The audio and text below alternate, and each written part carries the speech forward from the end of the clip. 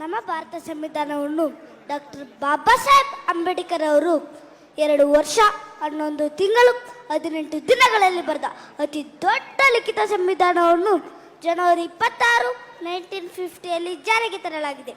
ತಿದ್ದುಪಡಿ ಆಗೋಕ್ಕಿಂತ ಮುಂಚೆ 22 ಅಧ್ಯಾಯ, 395 ವಿಧಿಗಳು, 8 ಅನುಸೂಚಿಗಳಿತ್ತು. ಈಗ ಹಲವಾರು ತಿದ್ದುಪಡಿಗಳಾದ ನಂತರ 25 ಅಧ್ಯಾಯ, 448 ವಿಧಿಗಳು, 12 ಅನುಸೂಚಿಗಳಾಗಿದೆ. ಆ 22 ಅಧ್ಯಾಯಗಳಾವಪ್ಪ ಅಂದರೆ ಭಾಗ 1 ಒಕ್ಕೂಟ ಮತ್ತು ಅದರ ಭೂಪ್ರದೇಶ, ಆರ್ಟಿಕಲ್ 1 to 4. ಭಾಗ 2 ಪೌರತ್ವ, 5 to 11. ಭಾಗ 3 ಮೂಲಭೂತ ಹಕ್ಕುಗಳು, 12 to 35. ಭಾಗ 4 ರಾಜ್ಯ ನಿರ್ದೇಶಕ ತತ್ವಗಳು, 36 to 51. ಭಾಗ 4 ಮೂಲಭೂತ ಕರ್ತವ್ಯಗಳು, 51A. ಭಾಗ 5 ಕೇಂದ್ರ ಸರ್ಕಾರ, 52 to 151. ಭಾಗ 6 ರಾಜ್ಯ ಸರ್ಕಾರ, 152 to 227.